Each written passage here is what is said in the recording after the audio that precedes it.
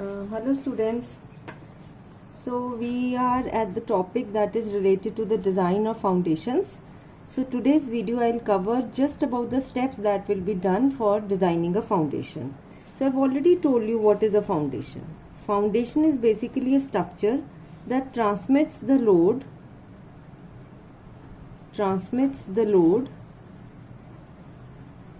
from column or from superstructure to soil. So this is the basic definition, very basic definition of the foundation. I have already told you that there are a number of foundations. There can be isolated footings, there can be combined footings. What we are doing today is the design of isolated footing.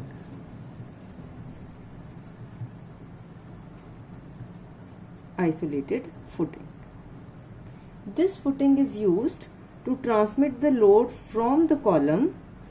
So if this is a column, I want to transmit the load to the soil, I'll have to provide the extended base.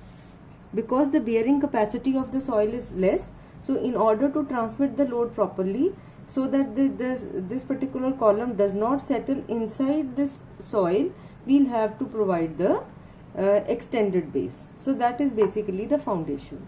So when we are talking about the foundation, what are the things that we need to design? We need to design the length of the foundation, the width of the foundation, and the thickness of the foundation. Then thirdly, we need to design how much is the reinforcement going in this direction, how much is the reinforcement going in this direction, and all those things. So what are the design steps? So whenever you are asked to design a foundation, what will be given to you? So what will be given to me? I'll be given with the load that needs to be transmitted. That is the load coming from the column. Secondly, I will be knowing the safe bearing capacity of soil. Safe bearing capacity of soil. I'll be knowing what type of concrete and what type of steel we are using for the foundation. Okay, so these are the things that will be known to me. So what are the steps in designing the foundation? Now first thing that we do in designing the foundation is we finalize how much is the length and width of the foundation. That is called the size of footing. So this is the first thing that we will be doing. Size of footing. So size of footing, because we are given with the load to be transmitted, that is, let us say the P load is to be transmitted. Okay, mind it please, this is very important. This particular load that I am talking about, P, this is the unfactored load. Unfactored load, or you can say this is the service load. Okay, now to this load we add 10% of the self weight. We add 10% of P as self weight of footing. So total load that we will consider to be acting on the foundation is 1.1 P. Okay, we know the safe bearing capacity of the soil. So the area of footing will be the load divided by safe bearing capacity of soil. Because the safe bearing capacity of the soil will be given in either kilonewton per meter square or newton per meter square, whatever is the value, accordingly we will convert the units, we will be able to get the area of foundation. Now depending upon the area of foundation, if we are given with a square column, we will provide the square footing. If we are given with a rectangular column, we will provide with the rectangular foundation with L and B typically in the similar ratio as L and B of the column. So once we know the area, we can provide L into B for foundation. So we have decided how much is the base of this foundation that we are going to provide. Okay. Now second step will be finding out the depth of the foundation. So finding depth of the foundation. This is the most important step. Now depth of the footing will be based upon three criteria. One is based on bending moment criteria. Secondly, it will be based on the criteria of single shear failure, and the third is the criteria of punching shear failure. In the previous class I have told you all these things. What do we mean by single shear? What do we mean by punching shear? Now how do we use those things in the design? We need to tell that. Now before moving on to this step, that is finding depth of the foundation, we will find out first of all the reaction. So instead of writing that as 2, I will be writing this as 2. Find reaction from soil. See, you have already provided the base. You have already provided the base of this foundation. So this is the L of the foundation and this is the B of the foundation. Now the soil beneath this particular, it is going to react to this particular base. So it is going to give reaction throughout the base, throughout the area. Okay, so I need to find out how much reaction is coming. I have already told you in the codal provisions, what have they said is that this particular size of the footing is designed based on working stress criteria. Because it is based on working stress criteria, that's why we have not put any factor on the load. Whatever load was coming, we had taken the same load. But the depth of the footing and other area of the footing, everything that is based on limit state criteria. In limit state criteria, the load is multiplied by a factor. So it means in order to use the reaction from soil, I will be finding out the reaction as the factored load divided by the area of footing provided. So what I am using is 1.5. 1.5 means I am factoring the load that was coming. Divided by the area of the foundation will give me the value of QU, ultimate pressure that is created by the soil on the foundation. Okay. Now third step is, let us say I find out, determine D, depth of foundation based on bending moment criteria. Again, I have already told you in my previous class that the critical section for finding out bending moment is, where was the critical section?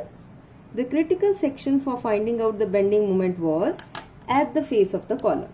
So it was at face of column. Okay, so what do I mean by this? If I have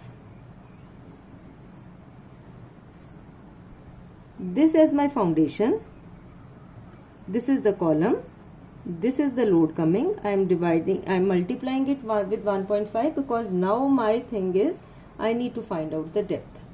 Okay, I have already decided that this is the length of the foundation, this is the width of the foundation.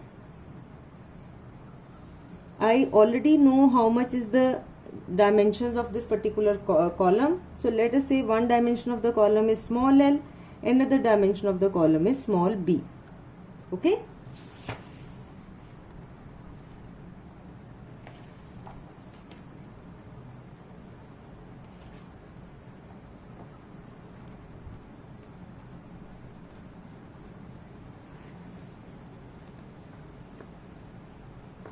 Clear? So what does this particular criteria says? The critical section for bending moment will be right at the face of the column, or I can say right at the face of the column here. So it means your system will be taken as a fixed system at this particular point. This is the QU acting on the system, and it is acting like a cantilever in this particular length. Now will you be able to find out length? This is the total length, this is small length. So how much will be this length? This will be L minus L divided by 2. Is it okay? Now where is it given that the critical section is at the face? It is given in clause 34.2.3.2. So this is the clause you can refer for getting this particular value. Now if I want to find out the maximum moment in a cantilever, I know the maximum moment is going to occur here, and this moment will be load into the load at which is a CG, distance of CG from the point where the moment is to be calculated. So total load is QU into the length on which it is acting, L minus L by 2, and then it will act here. So this particular distance will be into L minus L by 2 into 1 by 2, half of this. So it means it comes out to be QU by 2 L minus L by 2 square. So this is the value of moment due to load. Now this moment is to be resisted by this particular cantilever beam. Okay, so it means moment of resistance of that cantilever. So that moment of resistance, I know that depends upon B into D, and that depends upon the type of concrete. For Fe250, the moment capacity I know is 0.148 FCK BD square. Otherwise it is 0.138 FCK BD square. Otherwise it is 0.133 FCK B into D square. Now depending upon the grade of concrete, you will use any of the three formulas. Now what I'll do is, I'll equate the moment coming from the load to the value of the moment of resistance of that particular beam. I'll equate the two. I know QU, I already know how much is L, I know this quantity. On the other side, I know FCK, I know B we will be taking as 1 meter, because we always assume that we are designing the system for 1 meter width. Okay, so this we will be taking as 1 meter. D I do not know. I will be equating the two to get the value of D. So equate M with moment of resistance to get D. So let us say I get D to be 150 millimeters. So it means in order to satisfy the bending moment criteria, the minimum depth of this foundation has to be 150 millimeters. Similarly, I will be finding out depth based on the other two criteria, and I will be putting the maximum depth that will resist all the kinds of loads. Okay, so this is the first criteria. Now the second criteria is determine D from single shear criteria. From single shear criteria. So what was that? I have again told you, it was given in the clause that the critical section, in the previous class I have already cleared that the critical section for shear is at a distance D from face of column. Isn't it? So it means it is a similar kind of thing. If I have a column, I have provided the footing, I have provided some length, I have provided some width of the footing. So this is L, this is B, this is the column dimensions, small l, small b. Okay. Now what does this particular clause says? That the critical section is at a distance D from face of the column. So this is the face of the column at a distance D from face of the column. Okay. So this is the face of the column. Clear? I will find out how much is the shear stress that is generated at that face, that is tau. I will call that tau as tau V. I'll find out the value of tau C based on based on table 19. I will equate the two values. In those equations, the value of D will be unknown. I'll find out the value of D. So let me start the procedure. What is the first step is finding out tau V. Now in order to find out tau V, I must know how much is the shear force generated by this particular portion of the soil reaction. So this soil reaction is acting on this particular area. So what I will be doing is, my first step is soil pressure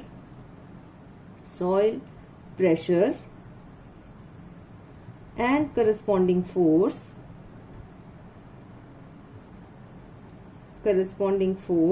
from shaded area.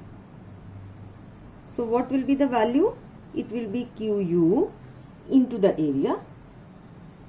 Now this area will be B into this value. Now this value will be, this is L, this is small l. So this particular value was L minus L by 2. So this particular value will be L minus L by 2 minus D, because this is at a distance D from base of the column. So therefore this value will be QU into B into L minus L by 2 minus D. Is it okay? Therefore this is the shear force, that is VU. How much will be the shear stress? Tau V. It will be shear force divided by the area. Now this area will be D into B, because this will be acting on the total width if I am talking about the 3D kind of system. So it means this shear stress will be B into D. Okay, so we will have to decide the value of D such that this tau V, so what I am saying is decide D such that tau V is less than tau C. So if I know the value of tau C, I will simply put the value of tau C here to get the value. But now if you remember that table 19 of IS 456, this was table 19 if you remember. The value of tau C was based upon the grade of concrete. It was based upon 100 AS upon BD. That is, it was based upon the area of reinforcement provided. Since we do not know how much is the reinforcement provided, by trial we will get some value of tau C. We will be using that value of tau C for getting the value of depth. So initially we will have to do with the trial. Okay. So what I mean to say is, the value of tau C is initially assumed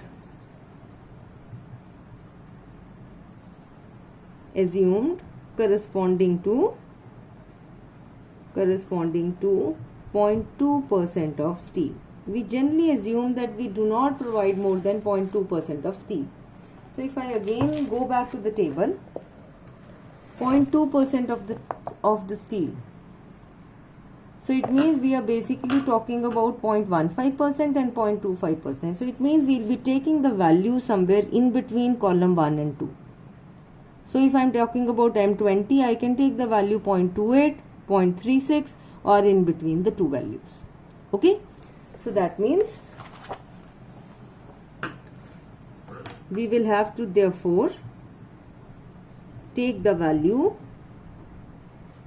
from row 1 and row 2 of table 19 of IS 456. So it means I get the value of tau C. If I get the value of tau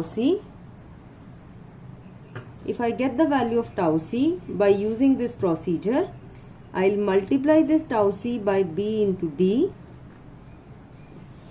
It is similarly like taking this value to the other side, that will be we are multiplying the value. this we will be equating it to VU. So this we are equating it to VU, and VU I already know from this equation.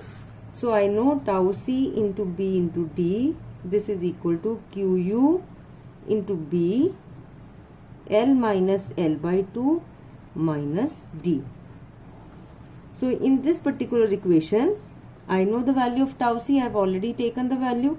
I know the value of B, I know QU, I know all these values. What I do not know is the value of D. I will solve this equation to get the value of D. So if the value of D is great, I will provide a value that will be greater than this value. Okay. So this is providing the value based on single shear criteria. Next is determine D based on punching shear criteria. Punching shear criteria. Now again in the previous class I have already told you this punching shear is also called two-way shear criteria. I have already told you that the critical section for finding out two-way shear is at a distance D by 2 from face of the column. So what do I mean by this? If I have a column, I provide a foundation. The dimensions of the foundation I have already said that this is L, this is B, small l, small b. Okay. Now the punching shear criteria, for that I'll be taking the section at a distance D by 2. So if this is D, I'll be taking this section as D by 2. And I've already told you that this punching it means that from all the four sides, this column actually punches inside the foundation. Is it okay? So this D by 2 we will have to take it along the perimeter of this column. Okay. So if we are taking it along the perimeter, if this dimension is L, this is D by 2 on both the sides. So this will become L plus D on this side. This will be B plus D on this side. Is it okay? Clear? Now, it means the punching shear stress will be created all along the perimeter of this particular column. Okay, and this punching shear stress will be generated by the soil pressure on this side. See, do you understand this? The soil creates pressure here and the load is coming from here. Due to this, the system punches. So this particular pressure will create a force, and that force will be this QU into the shaded area. Is it okay? Clear? So I am talking about first of all punching shear force. That will be equal to QU into shaded area. Into shaded area. How much will be the shaded area? If this is L, this is B, this is L plus D, this is B plus D. So it means the area will be L into B minus L plus D into B plus D. So this is the punching shear force.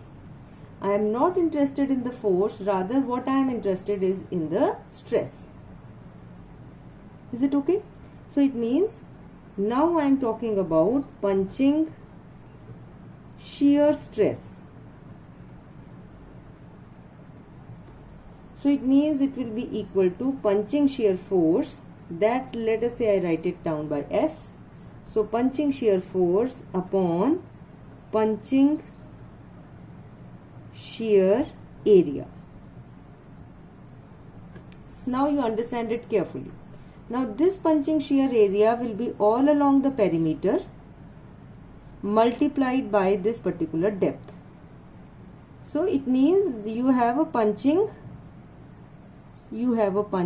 in this zone. So this zone is actually leading to punching. So this is basically this perimeter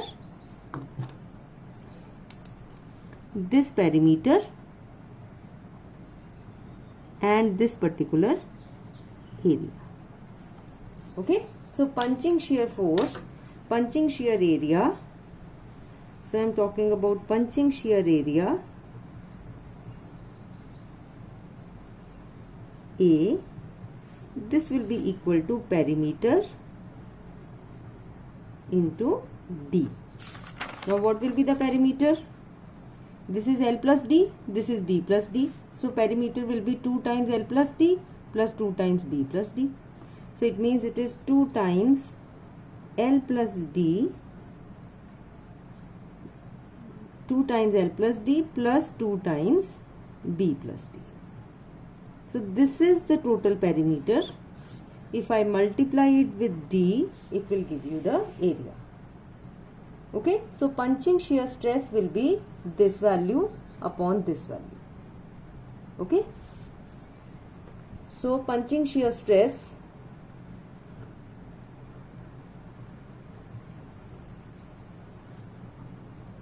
will be equal to QU L into B minus L plus D into B plus D upon 2 times L plus D into B plus D. See, I am taking 2 common, and so it is taken out into D.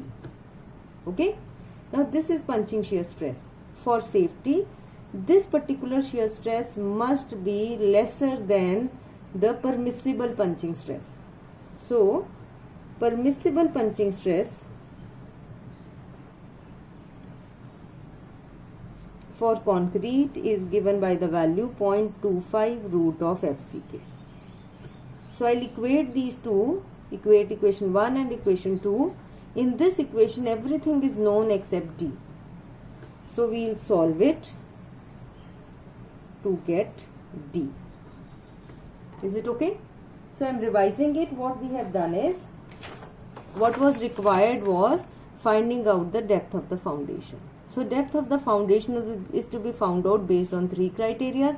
It should fulfill these 3 criteria. For bending moment criteria, depth of the foundation will be given by putting this equation equivalent to any of these 3 equations. For single shear criteria, the depth of the footing can be obtained by equating this equal to this. And for punching shear criteria, depth of the foundation can be obtained by equating this to 0.25 root of FCK. We will get 3 depths, and the greater of the 2 we will provide, greater of the 3 we will provide as the depth of the footing. Okay. Now, generally this is not the way we do. We know that most of the time single shear is the dominating criteria. So we find out the depth of the foundation based on the single shear criteria. Then we check the foundation for bending moment criteria and for punching shear. If that foundation is safe for both the cases, we provide that foundation. So what is important to note down is, important point is, depth is generally calculated based on single shear criteria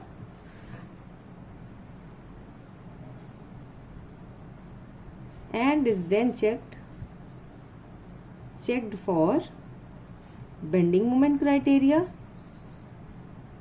and punching shear criteria.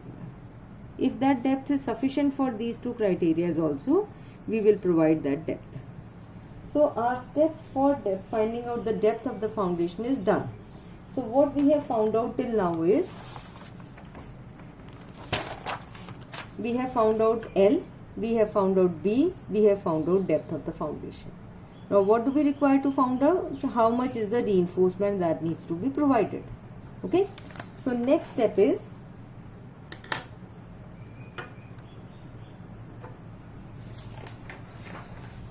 finding out the area of reinforcement.